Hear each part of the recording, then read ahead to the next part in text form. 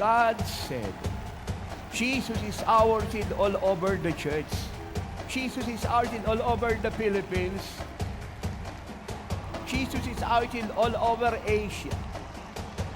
Jesus is our sin all over the world. And the man of God and the whole Jesus is our shield will travel to the ends of the earth to bring revival and the perfection to the church of God. You will flood this nation in the world with the supernatural. The miracles will be made known all over the country and around the world.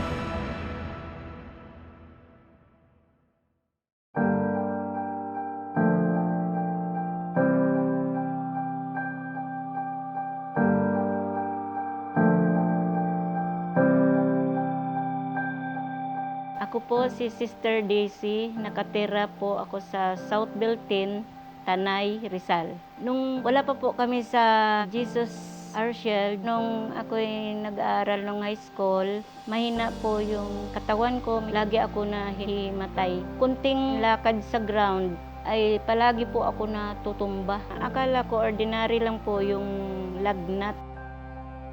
Naramdaman ko, hindi na talaga ako makalunok, hindi ako makainom ng tubig.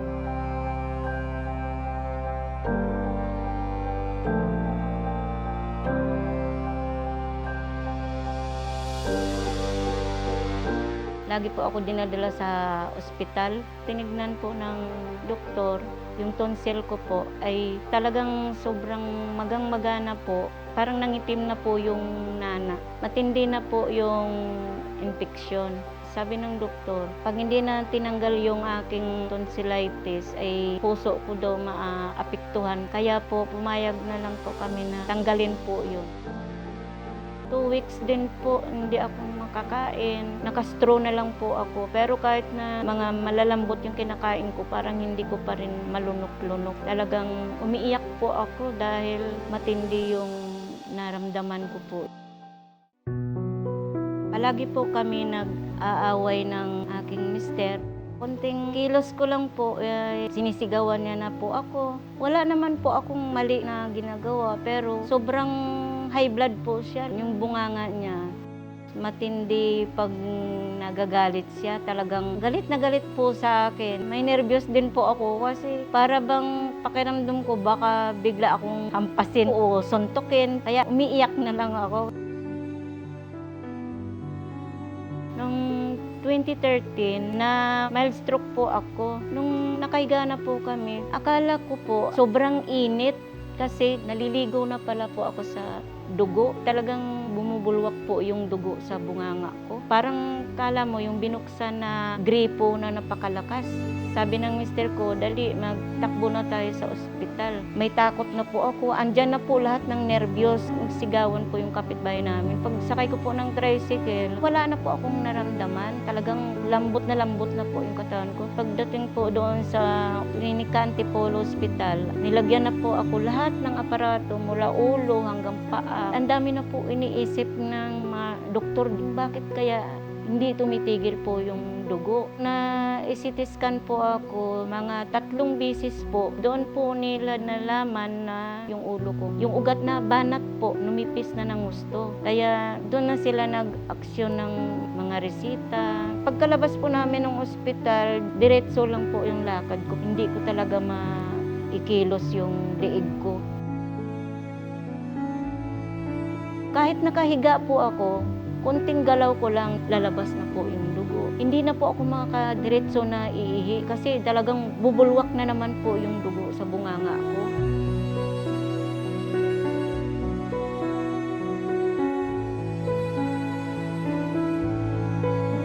Sumakit po yung tenga ko. Binabaliwala ko lang po, sabi ko, siguro mawala lang po yan. Bigla na lang sumasakit po ulit. Para bang may hangin, parang may gumagalaw na, parang may insekto na hindi ko po mapaliwanag. Tumagal po, halos wala na po akong naririnig. Yung kanan na tenga ko po, yun yung hindi po talaga makadinig. Kahit na malakas yung sinabi mo, hindi niya marinig dito. Pag nagkakausap kaming dalawa, ang gagawin niya, ginagano niya pa yung kaliwa para marinig yung sasabihin mo. 10 taon tiniis ko po ang pagkabingi ng aking tenga kasi sa hirap namin, wala po kaming sapat na ipang tustos dito na magpagamot po ako. Marami na po kaming napapasukan na fellowship. Akala ko po, doon na po ako gagaling. Pero hindi po kami pinalad po. Umiiyak na lang po ako. Sabi ko, baka habang buhay po, hindi na ako makarinig. Hintayin ko na lang na talagang kung kukunin ako ni Lord. Iniisip ko palagi, hindi na po ako mabubuhay.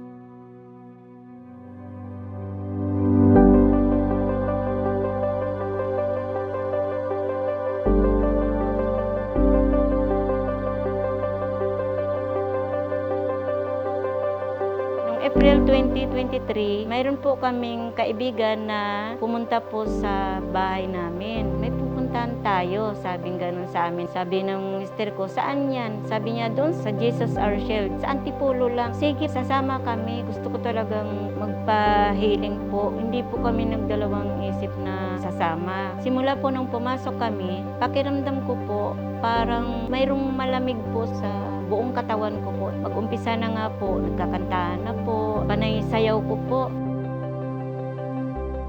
Mararamdaman mo ang presensya po ng ating Panginoon. Mananayo po yung mga balahibo po ninyo. Tinawag po yung pangalan po ni Tatay Apostol. Pagkadating po niya, nakita ko po yung mukha niya, iba po ang pakiramdam ko. Napakalakas po ng impact sa katawan ko. Talagang nasa puso po niya yung presensya ng ating Panginoon. Hindi ko maintindihan kung bakit lumuluha ko. Yung desire namin, sana ito na yung kasagutan. Tama po yung naging desisyon namin na sumama. May himala sa oras ng himala. Kaya kung nangangailangan ka pala ng himala, Antipolo City, buong Pilipinas, buong mundo, ang kailangan mo lang pala ay pumunta sa oras ng himala. Yan lang po ang dapat yung intindi. Lahat na may sakit at karamdaman, ano man ang sakit mo, ibig ni Jesus, gumaling ka! Nung pinatawag na po ni Tatay Apostol, yung may mga sakit, pumunta sa harapan, kasama ko na po yung aking mister. Nung nag-umpisa na po ng panalangin si Apostol, habang nakapikit po yung mata ko, ay ramdam ko po na mula doon sa may aking talampakan, parang may kuryente po na dumadaloy po sa buong katawan ko po. Umiiyak po ako. Sabi ko sa mister ko, parang malakas na yung pandinig ko sa kabilang tenga ko. Sabi ko, magsalita ka nga. Meron akong 500 dito. Asaan? Sabi niya gano'n. Sabi ko, narinig mo na nga pala, no? Ako din po ay may sakit, high blood po. Bali 1 year na akong nagiinom ng maintenance. Pero nung naka-attend na kami ng oras ng himala, naging normal po ang aking blood pressure. Nawala na po ang hypertension ko. Pinagaling ako ng ating Panginoong Jesus. Sabi niyo, Lord, salamat po. Magaling na ako. Magaling na ako. Magaling na ako. Kasi nga may himala sa oras ng himala. Pag-akit ko na po, nagsalita po ako na tinanong po ako ni Tatay Apostol kung anong naramdaman ko. Sabi ko, 10 years po ako hindi po nakarinig, Tatay Apostol. Nakarinig na po ako ngayon. Tapos niyakap ako ni Tatay Apostol. Lalo tuloy malakas ang kuryente na dumaloy sa buong katawan ko. Hindi po ako makatinig. Ngayon po nakakarinig na po ako. Isang himala.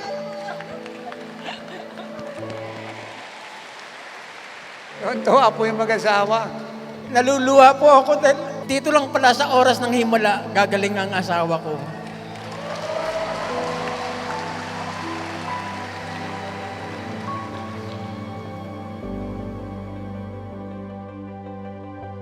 Thank you, Jesus. Sabi ko, pinagaling niyo po ako. Napaiyak po ako nung time na yon dahil sa nagawa ng oras po talaga ng himala. Sobrang laking pasalamat ko po kay Jesus. Wala kami pong ginastos, hindi po ako inoperahan. Si Jesus lang po ang nagpagaling po sa akin. Nagpapasalamat po ako kay Apostol Carillo dahil siya po yung daan na pagalingin po ako ni Jesus.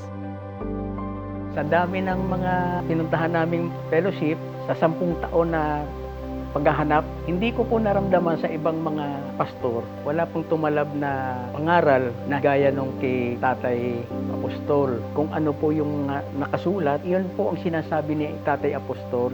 Napakagaling niya magpaliwanag, simpleng tao siya, pero napakataba ng kanyang puso. Basta pag siya pong nagsalita, parang wala na akong problema. Gusto ko na lang siyang makitang nagsasalita. Totoo po, siya po ay alagad ng ating Panginoong Hesus. After po na nakadalo po kami sa gawain ng Jesus Our Shield, hindi na po bumalik yung aking sakit. Ramdam ko po na talagang pinagaling na po ako ng ating Panginoon. Kaya sobrang blessed po ako. Ako po ngayon ay magaling na.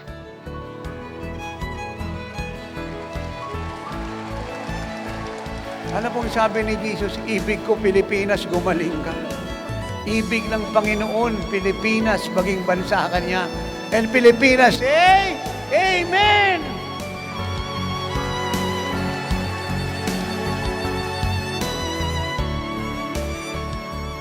Tuwing Sunday po, dito na po kami dumadalo sa Jesus Our Shield, Tanay Rizal chapter. Sinasama po ako ng aming pastor na bibigay po kami ng brochure sa mga bundok, sa ibang lugar. Simula po nung makarating kami sa Jesus is Our Shield, inabago po ang lahat. Unang-una po ang pag-uugali, pagkikitungo sa pamilya, nawala na po lahat yung bangayan. Puro pagmamahalan na po ang lahat. Hindi na po kami nag-aaway kahit kailanman. Pagka nag-usap kami, hindi na po nagsigawan. Nagiging fair na kami sa bawat isa. Simula nung naka-attend kami sa Jesus is Our Shield, dito ko natutunan, pagbibigay ng offering, mararamdaman mo na pagka nagbigay ka, parang nabibless yung offering mo. Nararamdaman ko yung bunga po ng pagbibigay na ibabalik din dahil yung tatlong anak ko, sila po yung contact kung kailangan mo ng housing. Yun po ang hanabuhay niya. Yung pangalawa po, call center din siya, Australian company yon. Yung pangatlo ko po, estudyante pa lang siya. Lahat po sila ay meron pong pagpapala ng ating Panginoon. Salamat po at na-bless po ang aking pamilya. Sa lahat po naming mga kababayan, na-encourage po namin kayo na dumalo sa darating na 34th year anniversary ng Jesus Our Shield Worldwide Ministries.